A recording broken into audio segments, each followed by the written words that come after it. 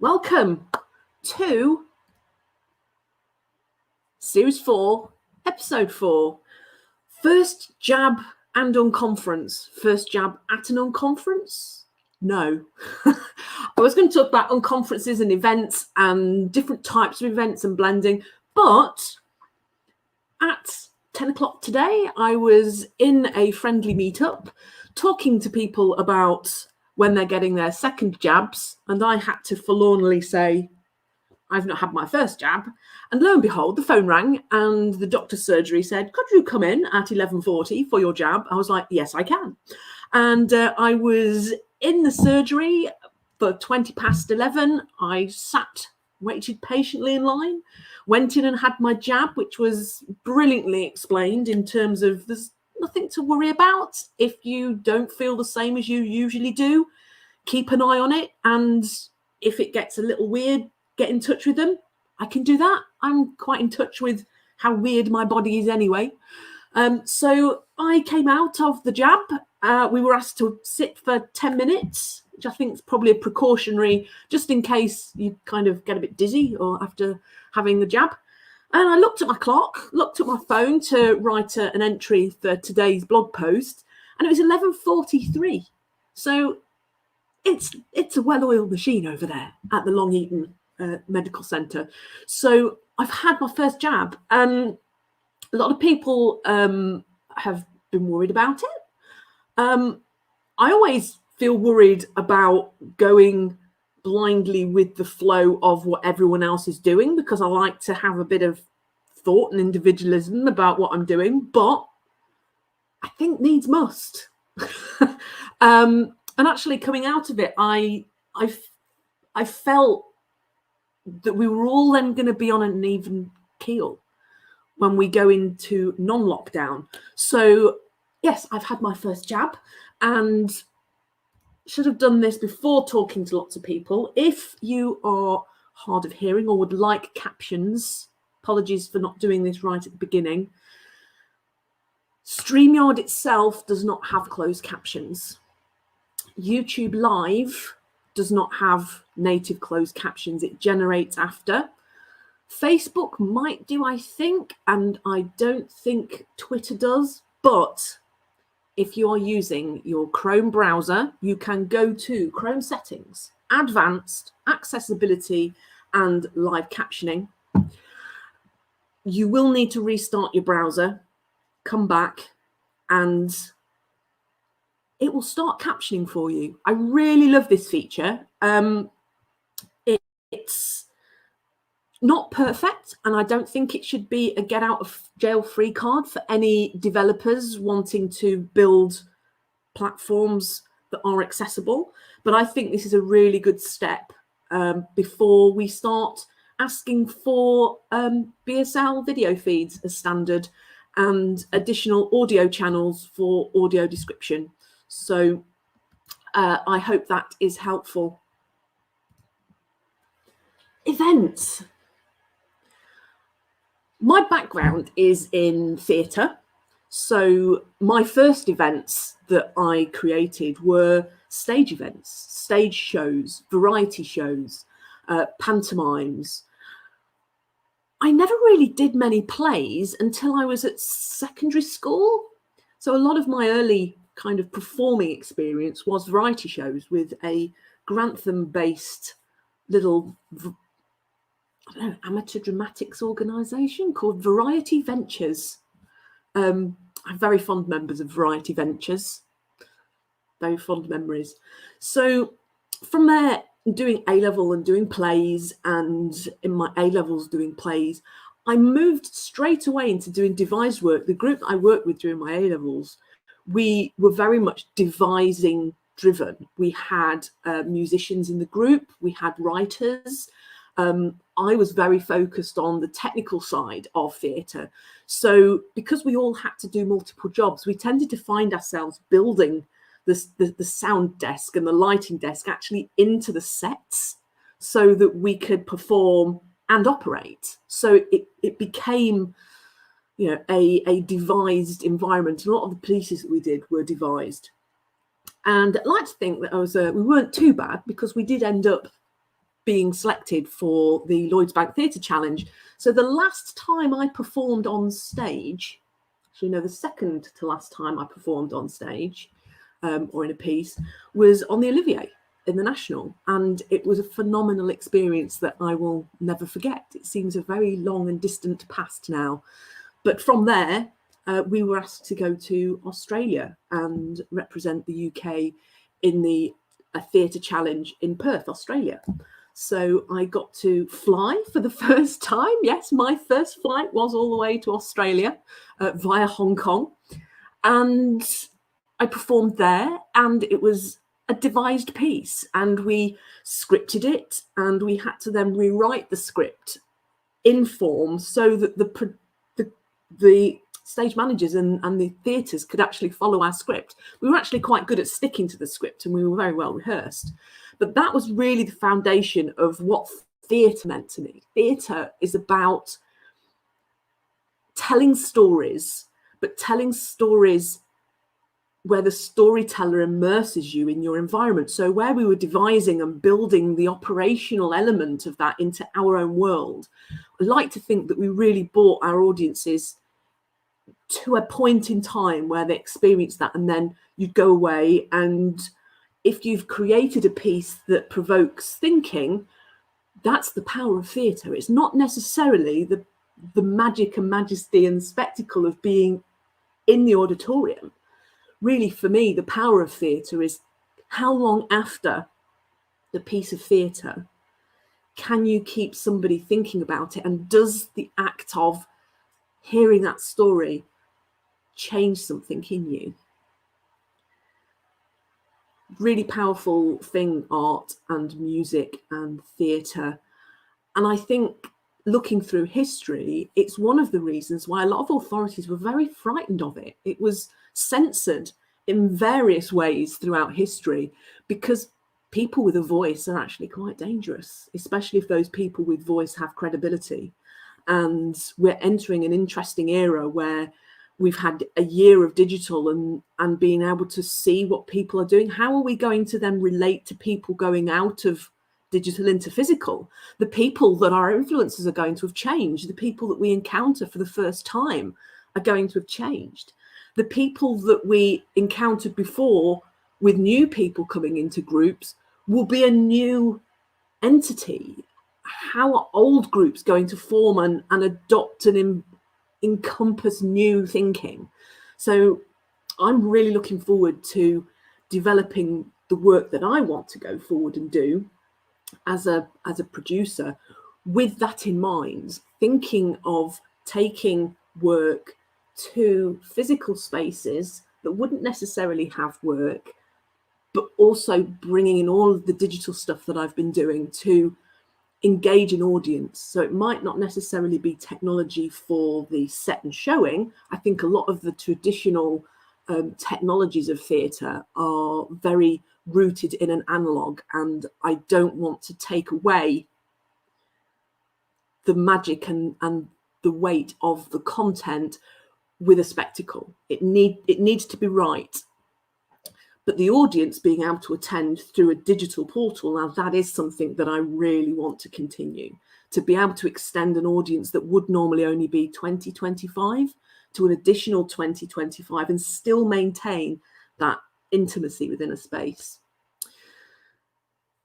So all of those performance-y stuff kind of led on to ordinary events. So when I say ordinary events without performance. So I guess it's the fiction and non-fiction of events. Non-fiction events, OpenSpaces, Unconferences, hackathons, all underlying the basic conference. So you go to a space, there's a program, you choose whether you follow a track that is a particular topic. Larger conferences tend to then have multiple tracks. And then you have to choose where you want to be, but you move from A to B on a predefined program. Now, what I like about disrupting the event space is having people interacting with people. So events tend to be much more audience and attendee focused rather than the content that you're there to fully focus on. The speakers are there for the audience, whereas it's kind of when you're doing a performance, the performance is happening and it's been rehearsed and practiced, and then people come multiple times to see something occurring several times. So although each experience is unique, the experience is replicated. Whereas when you go to a conference, quite often you are seeing a talk happen once and once only, and you're either there or you're not. They can be recorded and they can be streamed, but to be able to have the opportunity to present a question to that speaker, and especially with keynote speakers, you tend to be in a speaker session because you would never get the chance to have a personal conversation with that speaker. You may have read their book, you may know of them on Twitter and Facebook, you may admire them for their work that they do, but essentially to hear them say it in their words in that moment in time, where you'll get a reflection of maybe what they're doing right now, will never happen again. And I think there's a uniqueness to events that make them really powerful, and I can't wait for the events industry to re-emerge and for people to, I hope, rediscover events. People tended to get very bored and say, oh, they're a bit boring and the business has made me go. But it's an opportunity like no other, where you get people from all over different walks of life in one space for one point in time, for 1 day or 2 days, to see things happening just once. And that's really important. So that structure of a solid event, I like to mix things up. And for mixing things up, they are open spaces. So an open space event is events take place, it's announced, there's no fixed structure, there's a topic that you're being asked to consider. You arrive, and it tends to start in an informal space. People make suggestions, write them down, hand them to members of staff that collate those topics. They then get put on a time grid, and then there'll be a point where everybody flocks to the time grid and sees what sessions are on where, and you get to break out into spaces and have formal, informal conversations for 20 minutes, 40 minutes before you move on to another. And the nice thing about open space is it has a foundation set of rules. And one of those rules is the rule of 2 feet. So if you're in a session, even if you're sat at the front and you go, you know what, this isn't quite what I expected it to be, it is perfectly acceptable in open space to just stand up and walk away. And it's actually quite liberating, because I'm sure you've had several times when you're in a meeting and you go, oh God, I just don't want to be here anymore. This isn't, or even worse, you've gone into the wrong meeting and then you're just kind of pretending that you're in the right place. The freedom of open space is really beautiful. And there's different types of behaviors at open spaces. One is that you can be a butterfly, so you can go from group to group and listen for a bit and make a comment, and a little bit of kind of just listening in, standing back, not necessarily taking part, but just being present. You then got your bees, and bees tend to do a similar thing. They buzz around, but they also kind of put in little bits of nectar, and they'll put in comments, and then they'll give a little nugget and they'll disappear. And then you've got the liminal spaces. And this is a thing that interests me about even hardcore planned events. There will always be liminal spaces. And liminal spaces are the spaces between spaces. I just love that concept. So water coolers are liminal spaces. The places, kitchens at parties tend to be liminal spaces. The places where people kind of form and congregate and you'll have a bit of a chat. The liminal spaces that used to gather outside of buildings when people would go out and spoke. Those places, very different types of conversations may happen at those different liminal spaces. But open space is kind of a way of formally bringing together that informality. Then the type of event is Unconference. And this was the first time, this was the first kind of different and disruptive type of event that I came across. And that was an Unconference is, there is a topic and people have a grid that they pre-populate beforehand, and then on the day it runs as the conference. People can add things in if there's spaces, but the idea is that before the conference, and it can sometimes be similarly to OpenSpaces, it can take place on the day as well, but essentially you are a collective, it's an attendee led session. So you might have an influential speaker who's come to speak, and they've chosen what they want to speak about and when they're going to speak about it. And the events that I've organised that follow this model were the Media Camp Nottingham. I think I did 5 of them over 5 years. And that was as a result of attending Media Camp that was first hosted, that I found out about by Chris Hamley. And it's through Chris Hamley and the Media Camps that I met a lot of the people that I'm now meeting during COVID. The people that introduced me to Twitter, they're the people that introduced me to Facebook, they're the people that introduced me to social media and social technologies in a way that I'm finding is now on a progressive movement. So Unconferences, I really am a fan of. And then hackathons. And hackathons is the model that I am currently working on with a project, which I can't wait for it to be more formalized so that I can announce it. It's going to take place in a physical venue with a blended component, the end of September, and it's going to be a hackathon. It's going to be a blended hackathon with a very strong tech focus. There's going to be need for open data to be analyzed and formulated. There'll be a design component because there may be the web designs or the apps that get built upon that data, but also it's going to explore createch, which is a new term that I've discovered over the last few weeks. Creative technology, I think, is the combination. So you have finance and technology, so fintech and medtech, and createch is the one that I've kind of seen popping up a lot, and it involves a lot of VR and AR and immersive technology blending with technology and the arts, which I'm very interested in. I hate using the word interesting all the time. Delighted. I am inspired by it. I am. There's all those feelings. I just love the bringing together of technology and creativity, and this hackathon is going to be that. It's also going to have a family component, which I'm really excited about. But hackathons, open space, unconferences, that's kind of what events mean to me. And the reason why these type of events excite me is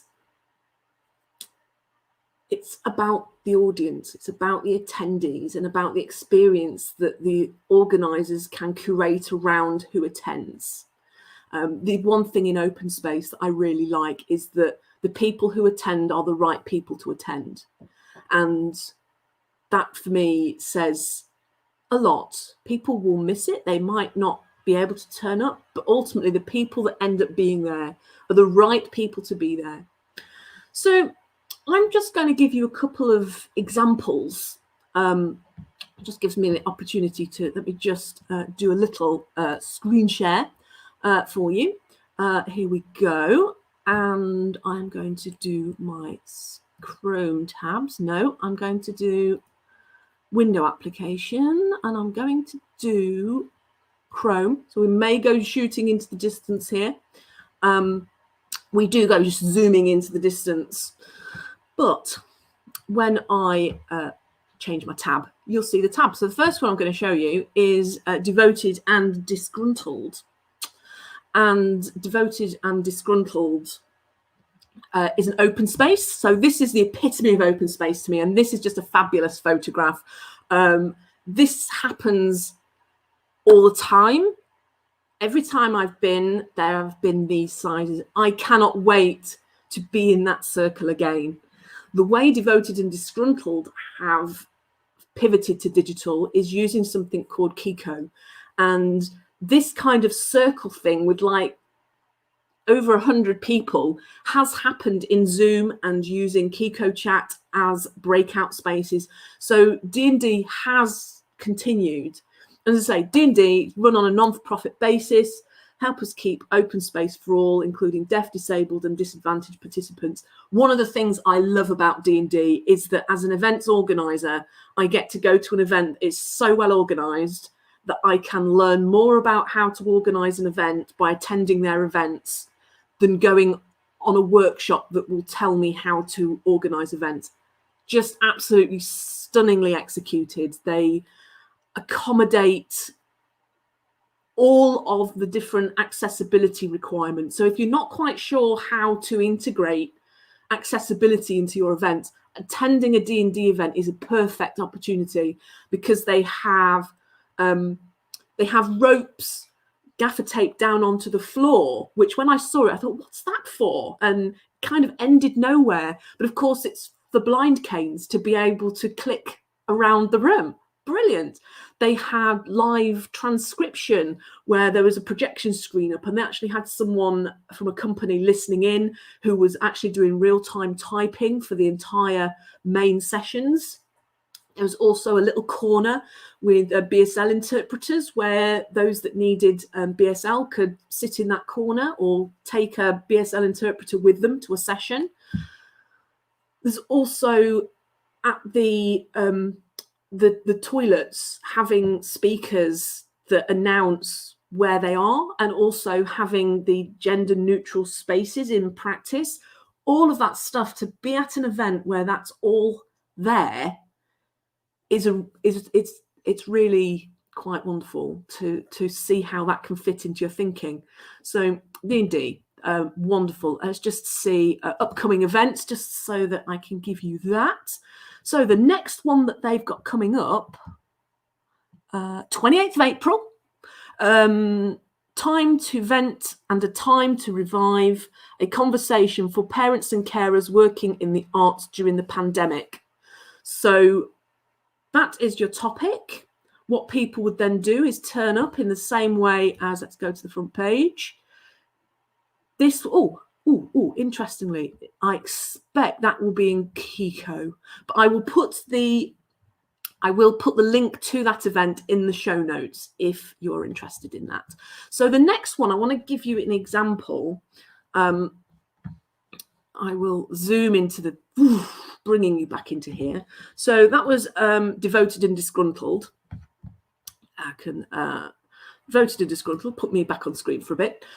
Devoted and Disgruntled, there's the link. I will put the link to the event in the show notes.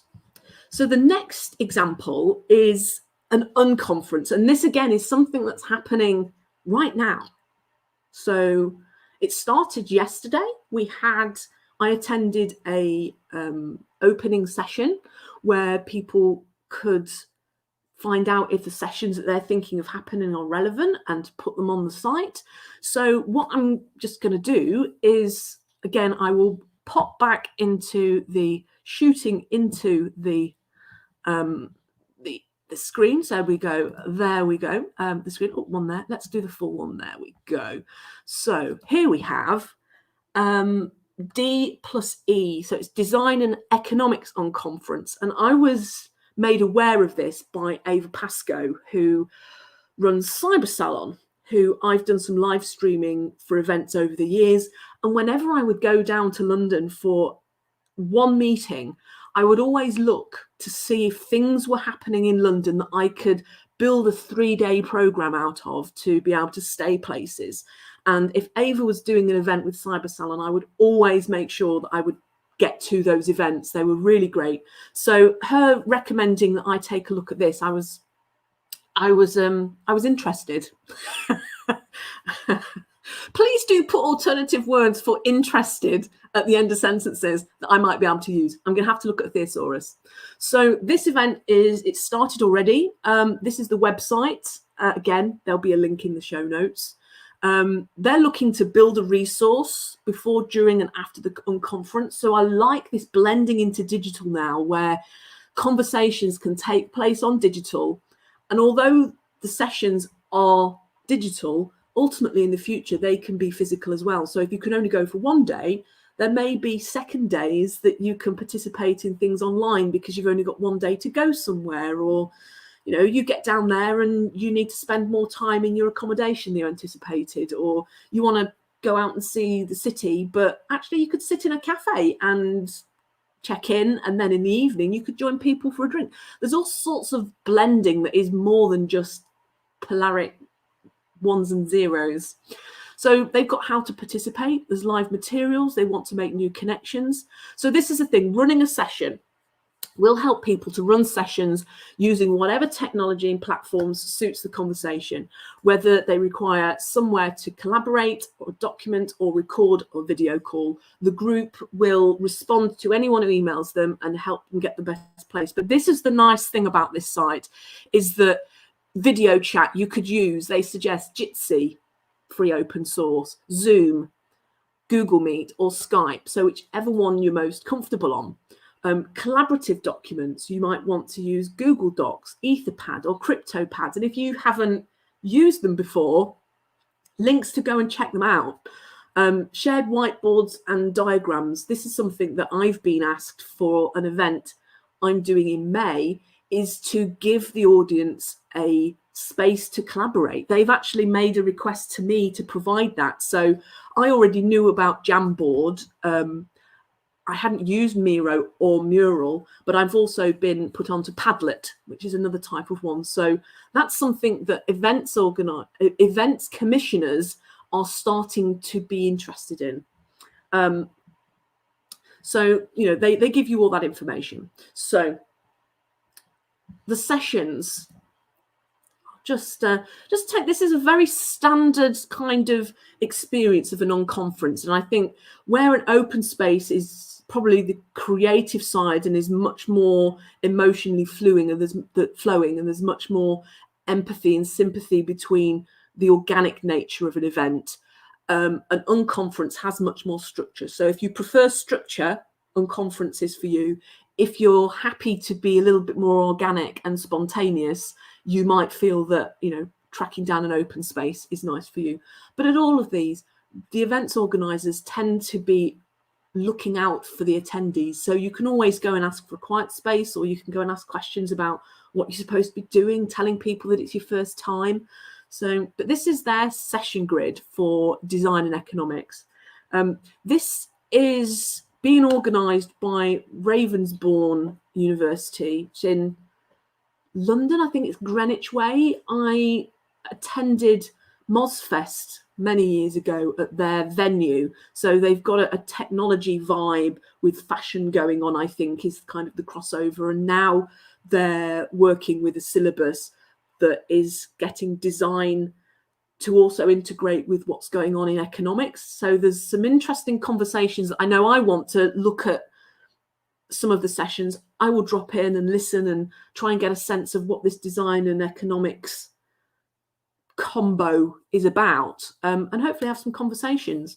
I'm going to run one live stream, I think, during it. I've been in touch with them, and maybe get a few people on who've attended sessions and see what they found out, because that's how I learn a lot of this stuff. So the session grid, here we've got sessions that are already taking place. So they're starting on Monday. If you want to, no, that's it. No, it's Tuesday, so it's starting on a Monday. We've got a drop-in networking session, and you sign up and register for, I think that's a Zoom link. There's Circling the Diamond, Imagining Sustainable Design Thinking, and all of them have got information there. Let's have a look at one here. Designing for Liberation in Solidarity Economy Circuits. We've got Pluriverse Design, Perspectives from Anu Mosir, hosted by, it says the name's hosts. So these are just amazing people that you are going to get to sit in probably a Zoom room that may have between 5 and 50 people. I would love there to be more, but the more you get too many, it's often a blessing and a curse, isn't it? It's like, I like groups to be around about 5 to 20. Reaching up to the 30 is manageable, but after that point, it can become a little bit impersonal.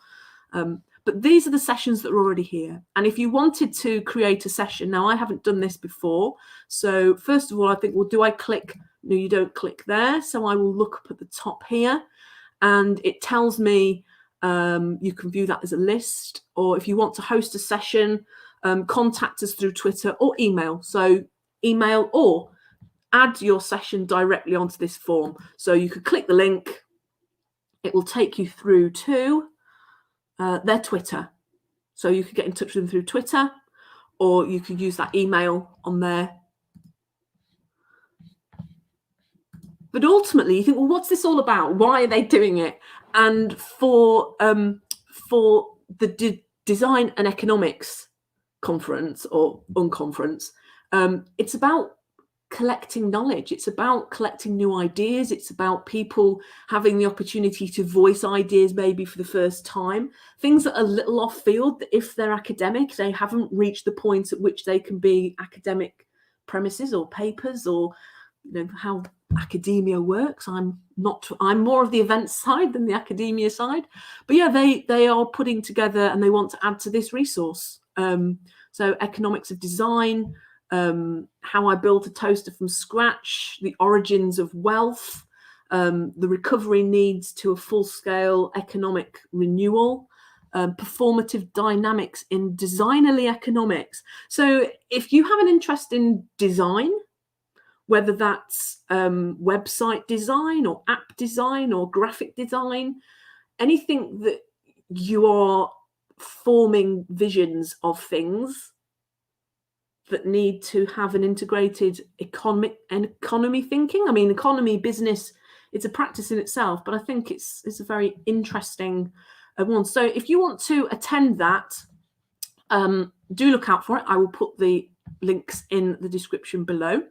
I will come back to my screen. This is the thing, when you're doing these on your own, you're kind of fiddling around with the different things. But for me, it's just getting the content out to you, which is really important. So I'm going to start bringing this to a close because I am at 1 o'clock. So I've done my half an hour and I tend to try and finish between the half an hour and the 40 minutes. So just ongoing things, really. I've been running a series of screened documentaries by Adam Curtis called Can't Get You Out of My Head. They're taking place on Monday evenings from 5 till 7:15. So you sign up, you get a Zoom link, you join the Zoom at 5. At 5:05, when a few people have arrived, I will start the screening. We watch it through, chatting in the chat if we want to. At the end of it, we just have an hour talking directly about what has been in that documentary. And last week's discussion was really nice to have something that was focused on something we'd just watched. And the conversations went further than just the documentary, but they were very much tied to the history of what we had just seen and the documentary that we'd just seen, and Adam Curtis himself and the work of Adam Curtis. So it was really, if you would like to join me on a Monday, it is a social thing. It's not a business thing. So do join. I'm trying to promote those through Meetup. So there's a coffee and conversations group that I've started on Meetup. Again, I'll put these in the show notes, but I'm wanting to encounter people who I can start working with. And I'll just show you, if you're interested in the Meetup, I will go back to here, zooming into the distance. So yeah, there's the watch party conversation. We are doing episode 3, which is Money Changes Everything. Little bit of a description there about what it is. So this is the group, and the overall group is Coffee and Collaborations, PCM adventurers. I like to think of people coming on these journeys with me. If you're learning about technology, or you've got an art practice, or you've got a business that you're evolving and developing, and you just need to fire conversations off people, that's what PCM adventurers are about. We're going on this journey together, and if we can collaborate and find projects that we can work on together, then great. But if not, it's just about coming together and sharing awesome, because we all have loads of great things in the pipeline that might not necessarily materialize. And also there's times when we're really down and we just need people to reassure us that there can be a light at the end of the tunnel and maybe direct us towards what that light might be. So just to give you an idea, life is best when blended. There needs to be moments of single malt too. This group is an open digital door for those with ideas that want to talk, but often find the full-on pre-COVID world a little bit too much anyway. However, we're looking forward to some people presence and some fresh air. I know I am. No matter what your access requirements, these random events, workshops and performances and socials, shared screenings, there's all one constant to them, really. It's about me and me being able to connect with people in a way that is comfortable for me. And also, I want to bring people into my world that make it diverse. It's very hard to be in the world that is exploring diversity, whereas if people see what I'm doing and want to join me, I would love everyone, which is why I mentioned closed captions at the beginning. If someone wanted to join me but they wanted to bring a BSL interpreter with them, people who are of different backgrounds, different cultures, different, just I'm putting myself in a place where people can come and kind of find me. That's the idea. So I run PCM Creative, a small creative agency, and I'm unashamedly dyslexic. And yes, I am reading this off. You're probably watching this on screen, but hopefully, if you can't hear what I'm saying, it's on screen for you too, if you haven't got the closed captions working. And I do apologize if I'm talking too fast for the closed captions. Do let me know if I can improve that. So there will be tech and art and performance and heritage and talking and project hosting and participation opportunities for audiences and makers. Whether it's on the ground or it's in the cloud, I'm trying to create accessible events which are single malt and blended variations. The focus will be on creative professionals hanging out with fellow industrial professionals. And I think that industry is quite key. So that there is kind of where I'm going forward with some of the projects that I want to do. And then finally, I'm just going to pop back to the screen so that I can swap over the lower third so that it's all up on screen. So I zoom back into there. And so the last thing I'm going to put into this particular live stream, it's kind of a bit of a sharing. So thank you for watching. I see there's some comments, so I'm going to come to those in a second, but I'm going to I have taken the step to look for a producer's assistant.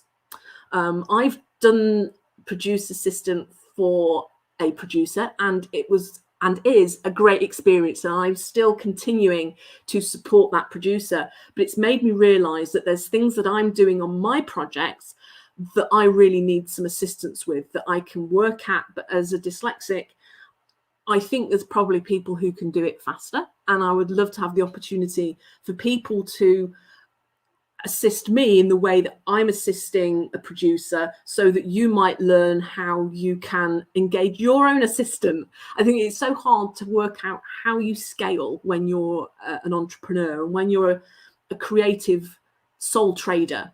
I have no intention of exiting my business.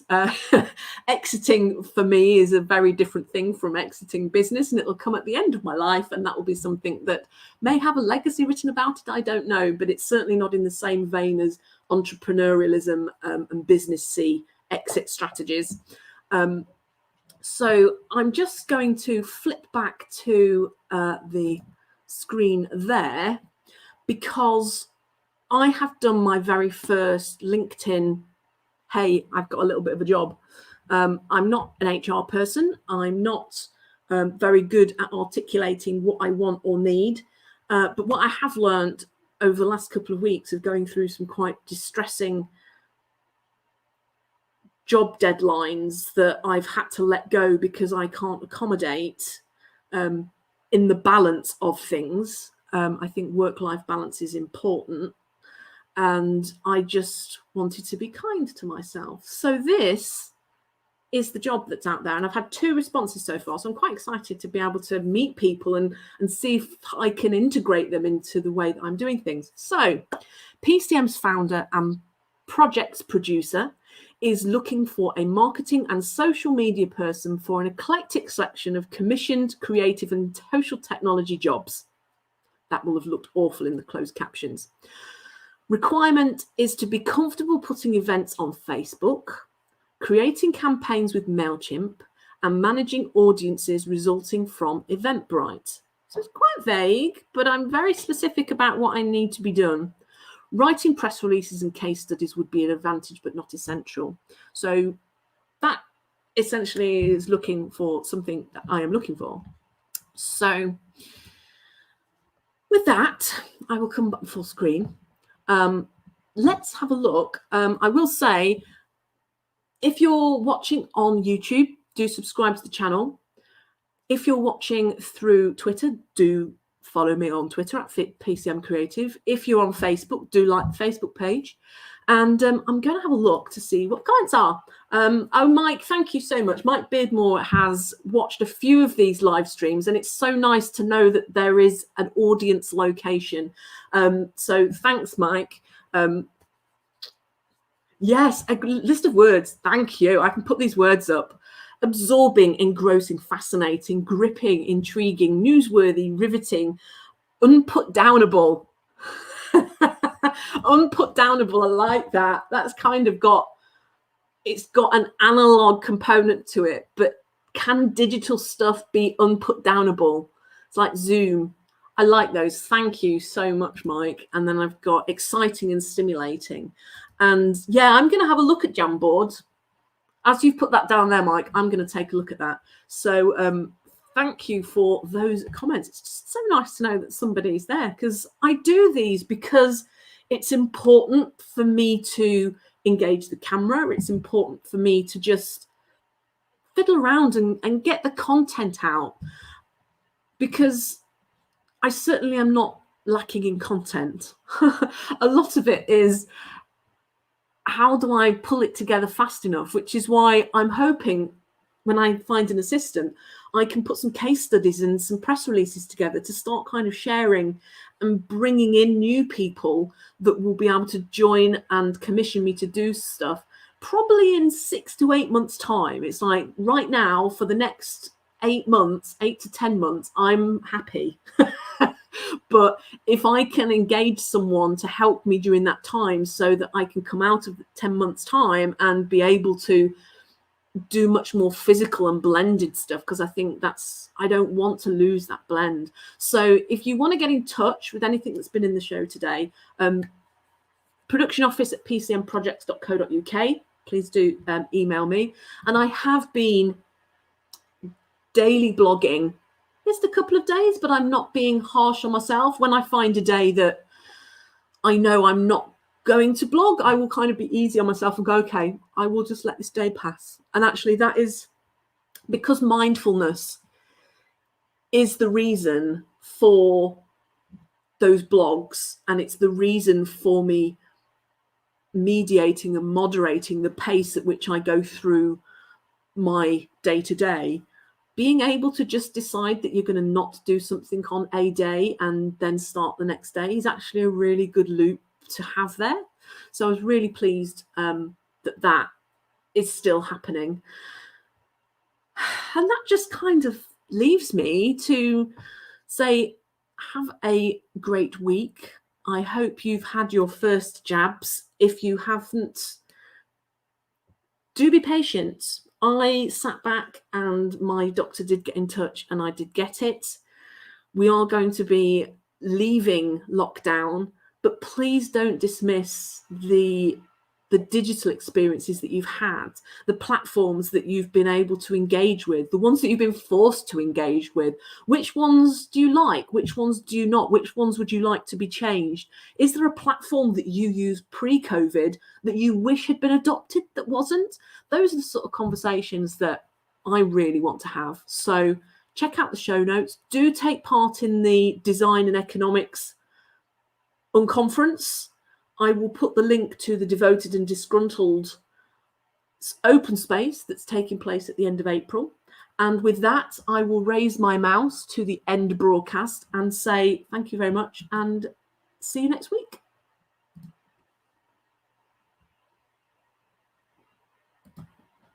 In fact, it decided not to end it because it knew that I was going to have to tell you that I'm not going to be doing next week. So it'll be the week after. So 5 and 6, there'll be a week's break because I'm doing a favour for a friend. So with that, I will now hit the end broadcast button.